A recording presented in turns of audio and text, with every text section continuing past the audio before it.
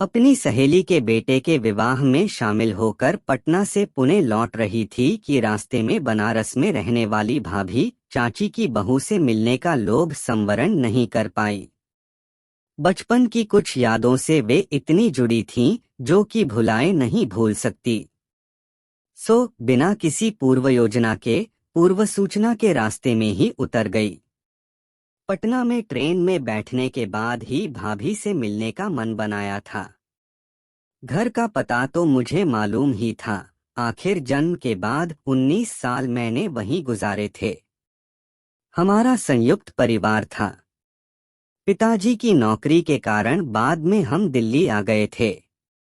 उसके बाद इधर-उधर से उनके बारे में सूचना मिलती रही, लेकिन मेरा कभी उनसे मिलना नहीं हुआ था।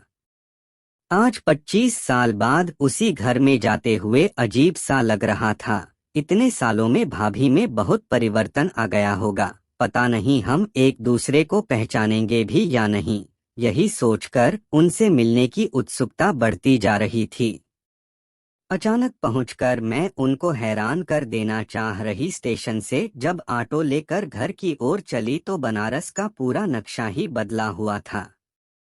जो सड़कें उस जमाने में सूनी रहती थीं, उनमें पैदल चलना तो संभव ही नहीं दिख रहा था। बड़ी बड़ी अट्टालिकाओं से शहर पटा पड़ा था। पहले जहां कारों की संख्या सीमित दिखाई पड़ती थी, अब उनकी संख्या अनगिनत हो गई थी। घर को पहचानने में भी दिक्कत हुई।